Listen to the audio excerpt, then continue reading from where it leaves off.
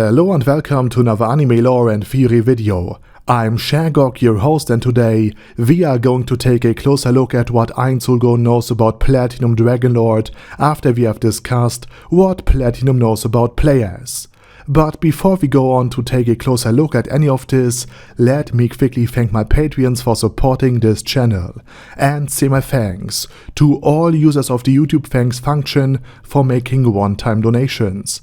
And with that said, let's get to the topic at hand. Platinum Dragonlord and Ainz Ooal Gown find themselves not only in a conflict of life and death, but also in a war of information, where it's crucial to determine who knows what, and in order to deceive and misdirect the counterparty. And after discussing what Platinum knows about the players in general in my last video, I will briefly talk about what Platinum believes to know specifically about Ainz Ooal Gown, before we delve into what Ainz knows about Platinum. So here we go. Platinum Dragonlord knows that either Ainz Ooal Gown or Albedo is a player. He knows that Ainz possesses at least one world item, and that he is much stronger than Platinum initially assumed. Platinum made the mistake of underestimating Ainz Ooal Gown, considering him more on the level of a Night Lich, an undead with a level between 30 or 70, instead of an overlord like Soshana, whose level starts at 80. This misconception led to Platinum's defeat against Ainz Ooal Gown, simply because Albedo could reinforce him, at least from the perspective of Platinum Dragonlord, in time. As he believed, he could have defeated Ainz easily, simply because he believed Ainz to be weaker, and therefore he basically just wanted to buy a few minutes of being able to battle him without Albedo's interference. Something that also made him distrust Ainz somewhat, since he lasted very long against Albedo. And Platinum also believes that Albedo is now the bearer of the world item, not Ainz, a belief that he might regret if he faces Ainz Ooal Gown, that is the real one, for the second or third time. Platinum is also aware that Ainz has NPCs on his side, or that he is an NPC and on the side of Albedo, meaning he doesn't act alone. So he has to contend with formidable foes like Sheltier Bloodfallen, or other powerful entities like Demiurge or Cocytus, not to mention the rest of the Sorcerer King's army. Therefore Platinum will be more cautious in case he has to fight Ainz Ooal Gown again, once he is fighting Ainz Ooal Gown again, possibly utilizing his real body this time, and also seeking reinforcement like from the Dreamer of the Sunken City, from Cure Elim Los Malvar, from Deep Darkness or even Brightness Dragonlord. And perhaps in regards to Brightness Dragonlord, the guy who's behind about 200 years in child support, judging by the state of the Dragon Kingdom, he might also have to promise that Sheltier or Albedo will be made available to Brightness Dragonlord. And in terms of direct combat, Platinum also now knows about spells like Grasp Heart, Call Greater Thunder, and about powerful undead beings, such as a Doom Lord or an elemental skull that could be summoned. Oh, and he also believes that Ainz is immune to blunt damage, although this is just a clever deception caused by a protective spell and Pandora's acting skills. Moreover, Platinum knows that Ainz commands a powerful army, but he is uncertain whether or not it truly answers to him or to Albedo, so he cannot be certain who holds authority over whom, which is another weakness introduced by Ainz and Pandora's deception. And that's pretty much about it. And with that said, let's talk about what Ainz Ooal Gown knows about Platinum. Initially, Ainz and his NPCs estimated Platinum's level to be somewhere between 80 and 90. However, until recently, Ainz didn't know who attacked Sheltier Bloodfallen, suspecting the theocracy of Slain behind the chaos surrounding Sheltier. So we don't know if he has unearthed more information about Platinum's attack by mind-reading Zeshi or not, but still, as of now, this should be an uncertainty factor. Ainz Ooal Gown has also successfully managed to appear much weaker than he actually is, by not equipping his world item, and in the case of Pandora's actor fighting for information rather than victory.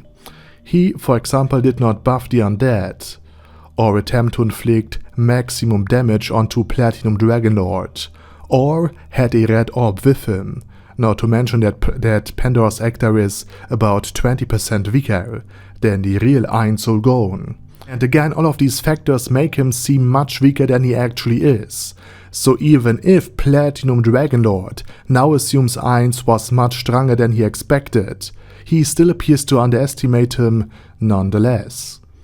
Ainz Ooal Gown also observed that death magic had no effect on Platinum, and that he generally does not react emotionally to attacks. He doesn't flinch, even when in close combat, or when he is struck by spells like Call Greater Thunder. No cries of pain, no recoil, no flinching, just brutal efficiency. This behavior resembles more someone controlling a character in a video game, rather than an actual combatant, a realization that Ainz Ooal Gown has also noted, especially with the armor seeming to move autonomously. Regarding the battle, Ainz also noticed that spells like Call Greater Thunder are effective. And in regards to the strategic aspect, he also discovered Platinum's motivation for stopping him, which is really important. When Pandora's actor pretended to feel fear for his life, and begged and pleaded for Platinum to finally spare him, please, please, please, something Ainz considered a very clever move. Platinum finally began to talk. Through this revelation, Ainz also learned that something terrible had happened to Platinum's family, something involving players. His mother suffered at the hands of players, and his father had done something wrong to players in turn.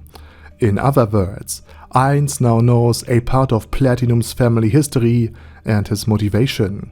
And of course, Platinum styles himself as the guardian of this world.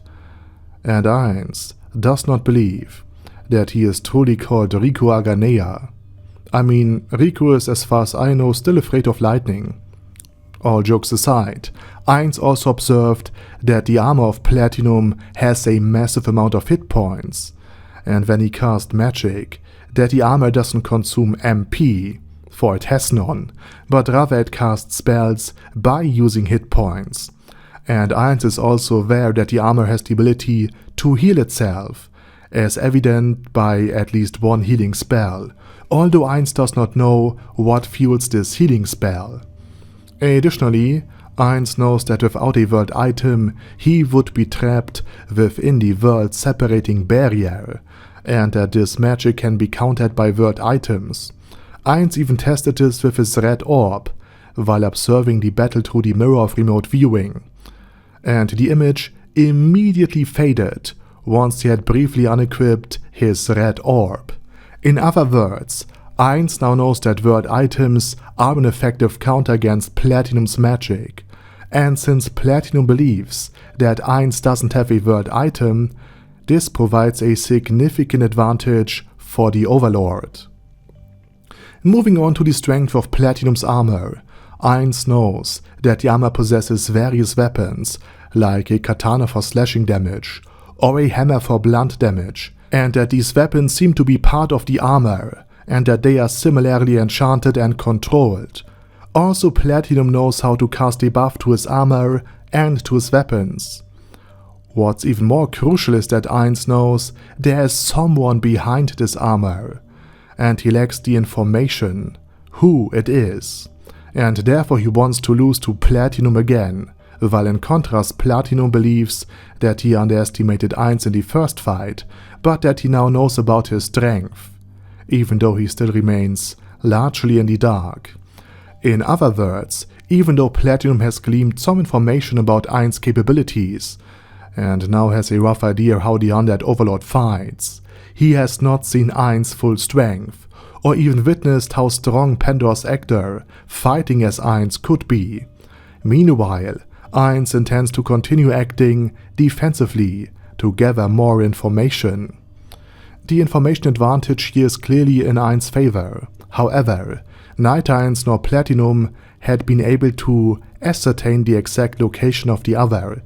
Platinum is aware that the land surrounding Irantel, claimed by Ainz Ooal Gown as stated by the Empire of Beirut in its declaration of war, were the first to be occupied, and that the Beirut Empire argued in its declaration of war that these lands once belonged to Ainz, which could potentially lead Platinum to search the surrounding areas.